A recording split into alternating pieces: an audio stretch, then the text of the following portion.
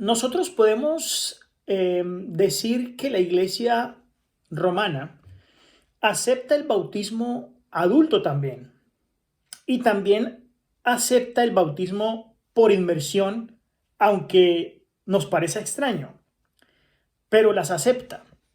Sin embargo, en la práctica no lo hace. Por lo tanto, ellos fundamentan eh, su doctrina bautismal en la responsabilidad de bautizar a un niño. Y aquí entonces viene el punto del bautismo infantil. La iglesia desea que los hijos de padres católicos sean bautizados lo más pronto posible. Por esta razón, se desarrolla la costumbre de bautizar al niño antes de que razone, haciendo entonces con esto a los padres los responsables de la fe de este pequeño. Pero cuando miramos la Biblia, no hay un fundamento bíblico para que se lleve a cabo esta práctica. El bautismo está asociado al pecado y el pecado es saber hacer lo bueno y no practicarlo, según Santiago, el capítulo 4 y el versículo 17. El niño no tiene este conocimiento porque no tiene conciencia. Pecar es transgredir la ley divina, según Primera de Juan 3:4. El niño no conoce esta ley y solo puede captar esa dimensión que tiene cuando se desarrolla en su vida.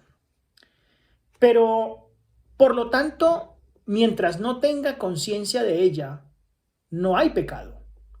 Por lo tanto, su bautismo es innecesario. Cristo comparó muchas veces al ser niño con la inocencia. En Mateo el capítulo 18, el versículo 3 y el versículo 5, el Señor mismo determinó que la inocencia de un niño debería ser la característica necesaria para el ingreso en el reino de los cielos. ¿Quién entonces asume la responsabilidad en el acto bautismal? La Biblia nos dice que la responsabilidad personal en el paso bautismal debe ser netamente personal y añade ciertas condiciones. Por ejemplo, se debe ser creyente para poder bautizarse, según Mateo 16:16.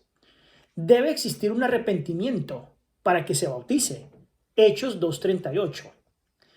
Y el hecho de que haya sido enseñado previamente para que en la vida del individuo se produzcan esos dos aspectos anteriores, para que crea en él entonces una conciencia de arrepentimiento y entonces se convierta.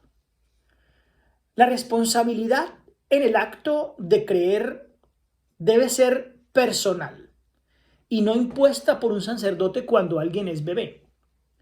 Ningún ser humano, recordemos, puede creer por otro, ya que la Biblia dice que Noé, Daniel y Job, con su injusticia y presencia, no podían asumir responsabilidad personal por otras personas. Eso lo dice Ezequiel el capítulo 15, el versículo 14 y el versículo 20. Por lo tanto, esa actitud de la Iglesia Católica hacia el bautismo ha hecho entonces que nazcan tantos cristianos como ciudadanos en este planeta. Porque cuando el niño es bautizado, sin haber acudido al catecismo de la Iglesia Católica, ni haber sido educado cristianamente en una familia, sin haber pasado por ese proceso, es por lo tanto muy difícil que él pueda entonces apartarse de lo que según ya se le ha establecido. Es decir, no puede tomar una decisión de bautizarse o no.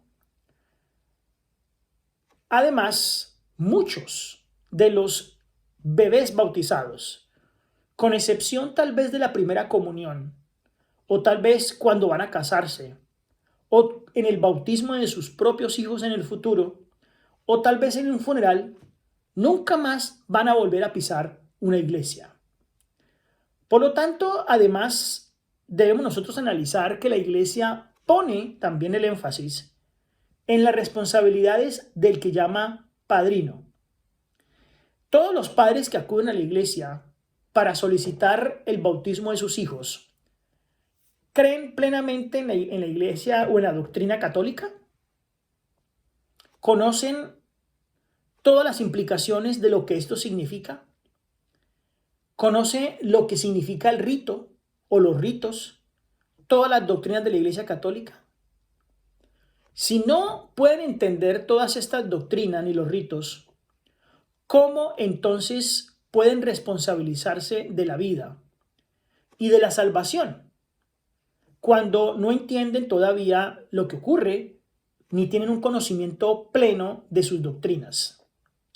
Recordemos que el Señor dotó al hombre de un libre albedrío, de una libre decisión. Dios no desea controlar nuestras vidas sin ser invitado por nosotros.